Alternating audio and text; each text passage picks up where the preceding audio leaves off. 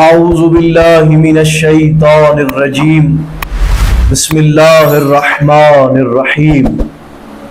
زندگی میں یہ چار کام کبھی نہ کریں ورنہ آپ کی بیوی ہمیشہ کے لیے آپ پر حرام ہو جائے گی۔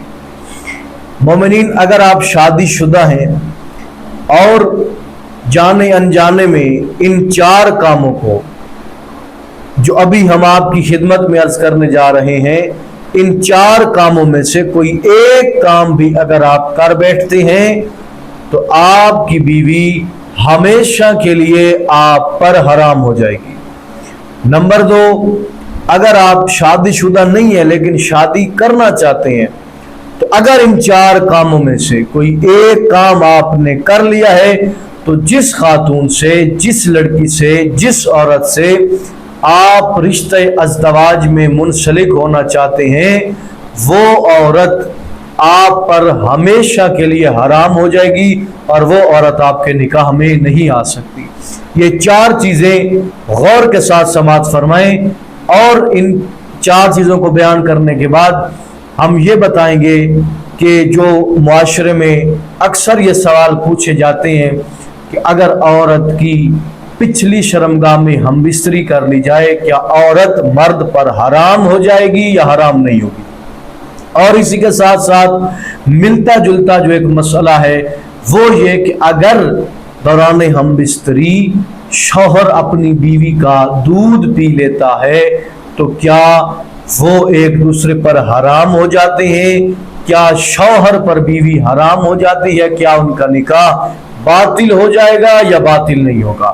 آج کی اس ویڈیو میں ان تمام مسائل کو آپ کی خدمت میں عرض کرنے جا رہے ہیں، لہذا اس ویڈیو کو حرف بحرف لفظ با لفظ توجہ کے ساتھ سماعت فرمائیں تاکہ یہ نہ ہو کہ آپ زندگی میں یہ کام کر بیٹھیں اور ساری زندگی آپ کو پچھتانا پڑے۔ اور اگر ان چار کاموں میں سے کوئی ایک کام آپ کر بیٹھے ہیں تو یہ حکم یاد رکھیں، آپ پر آپ کی بیوی ہمیشہ کے لیے حرام ہو جائے گی۔ نمبر 1، سب سے پہلے لڑکی کے بھائی سے بدفعلی کرنے سے۔ یہ پہلی صورت ہے۔ آپ جس عورت سے شادی کرنا چاہتے ہیں یا جس خاتون کو آپ اپنے گھر میں لے آئے ہیں نکاح کر کے، اگر نعوذ باللہ ثم نعوذ باللہ، خدا معاف کرے، شیطان کے بہکاوے میں آ کر اگر شادی سے پہلے یا شادی کے بعد آپ اس کے بھائی کے ساتھ بدفعلی کرتے ہیں، فعل لوطی انجام دیتے ہیں، تو آپ کی بیوی وہ عورت ہمیشہ کے لیے آپ پر حرام ہو جائے گی۔ جی ہاں۔ نمبر 2، طواف النساء نہ کرنے سے۔ اچھا، پہلی جو چیز میں نے عرض کی ہے وہاں ایک بات یاد رکھیں کہ اس لڑکے سے جس کے ساتھ آپ نے بدفعلی کی ہے، اس کی بہن، اس کی ماں اور اس کی بیٹی، یعنی اس کے بعد میں شادی ہو گئی اور اللہ نے اس کو اولاد عطا کی تو بھی آپ اس کے ساتھ نکاح نہیں کر سکتے۔ اس کی بہن ہے یا اس کی ماں ہے، اگر آپ نے اس لڑکے کے ساتھ فعل لوطی انجام دیا ہے تو وہ ماں، بہن، بیٹی اس لڑکے کی ہمیشہ کے لیے آپ پر حرام ہو جائے گی۔ اگر وہ رشتہ نکاح میں منسلک ہے تو وہ آپ کا نکاح باطل ہو جائے گا اور وہ عورت ہمیشہ کے لیے آپ پر حرام شمار ہوگی۔ نمبر 2، طواف النساء نہ کرنے سے۔ آپ حج یا عمرہ پر گئے ہیں اور حج اور عمرے پر آپ نے یہ ایک واجب جو عمل ہے طواف النساء بجا نہیں لایا، چاہے جان کر یا بھول کر، تو اس صورت میں بھی آپ کی جو زوجہ ہے وہ آپ پر حرام ہو جائے گی۔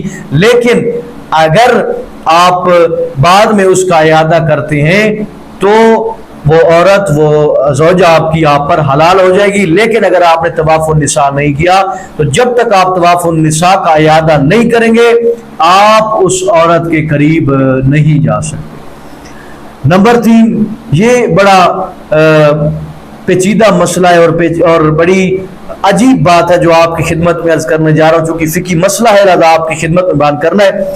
نکاح سے پہلے خالہ یا پھپھو سے نعوذ باللہ ثم نعوذ باللہ کوئی زنا کرتا ہے، اپنی خالہ سے یا اپنی پھپھو سے کوئی زنا کر بیٹھتا ہے تو ساری زندگی کے لیے اس خالہ کی بیٹی یا اس پھپھو کی بیٹی اس زنا کرنے والے شخص پر ہمیشہ ہمیشہ کے لیے حرام ہو جائے گی۔ لہذا ان پیغامات پر خود بھی عمل کریں اور اس پیغام کو اپنے عزیز و اقارب تک بھی لازمی پہنچائیں۔ نمبر 4، یہ عموماً لوگ اس مسئلے کو نہیں جانتے اور ان کو نہیں معلوم کہ وہ کس قدر حرام کا ارتکاب کر چکے ہیں، اور ان کو نہیں معلوم کہ بیوی ان پر حرام ہو چکی ہے اور جس کے ساتھ وہ نکاح کے رشتے میں منسلک ہونا چاہتے ہیں یا ہو رہے ہیں وہ شرعی طور پر ان کے لیے حلال ہی نہیں ہے۔ نمبر 4، شادی شدہ عورت سے کوئی زنا کرے۔ مثال، ایک عورت پہلے کسی کے ساتھ نکاح میں ہے اور کوئی مرد اس کے ساتھ زنا کرتا ہے، وہ عورت طلاق لیتی ہے اور طلاق لینے کے بعد چاہتی ہے کہ جس کے ساتھ میں نے زنا کیا ہے اس کے ساتھ نکاح کر لوں، تو یہ ہمیشہ یاد رکھیں کہ وہ عورت ہمیشہ ہمیشہ کے لیے اس زنا کرنے والے شخص پر حرام ہو جاتی ہے اور اس کے ساتھ رشتہ نکاح میں منسلک نہیں ہو سکتی۔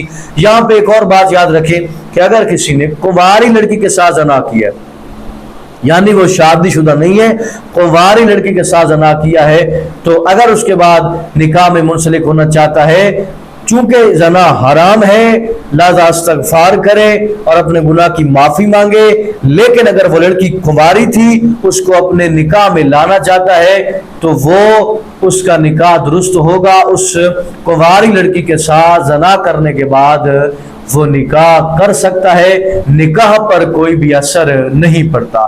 آخر پہ جو 2 سوال معاشرے کے اندر کثرت سے پوچھے جاتے ہیں کہ اگر دوران ہم بستری شوہر نے پچھلی شرمگاہ میں ہم بستری کر دی ہے، دخول کر دے، تو کیا نکاح باطل ہو جائے گا؟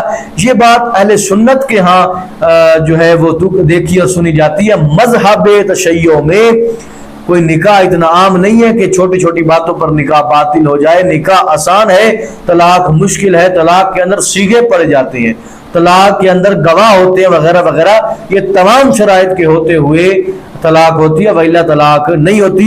اب یہاں پہ مسئلہ یاد رکھیں کہ اگر بیوی راضی ہے تو پچھلی شرمگاہ میں ہم بستری کرنا شدید مکروہ ہے، اگر راضی نہیں ہے تو اس صورت میں مرد کے لیے پچھلی شرمگاہ میں ہم بستری کرنا حرام ہوگا اور وہ گناہ کا مرتکب ہوگا۔